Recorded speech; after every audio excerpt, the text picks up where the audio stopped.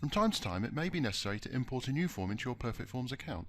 This may be to transfer from one system to another, or you may want to import an example form downloaded from the PerfectForms website. During this tutorial, we will demonstrate how to import a new form. Forms that are available to import will have a .pf extension and will have the word form in brackets as part of the name. The word in brackets is used to distinguish the forms from different types of files, such as reports or connections, which, by the way, can also be imported into your account. It will not be possible to open the files directly, so whichever way you receive the .pf file, you will need to save it somewhere on your PC, laptop or network, ready to import into your PerfectForms account. To import a form, you will need to be in the Forms dashboard.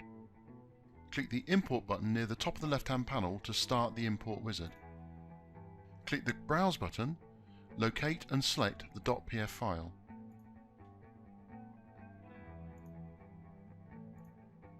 The name of the form will be displayed in the field on the left.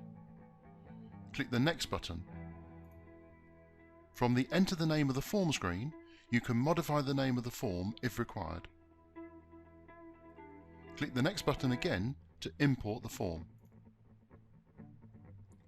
You will be presented with a confirmation dialog box that confirms if there are any dependencies required and if they do already exist in your system. PerfectForms forms may sometimes depend on other forms, reports or connections. When exporting forms, these dependencies are recorded in the exported file and then checked when the file is subsequently imported. Dependencies can normally be managed successfully by importing items in the correct logical order. Click Done to confirm and close the import wizard. The form will now be available in your account.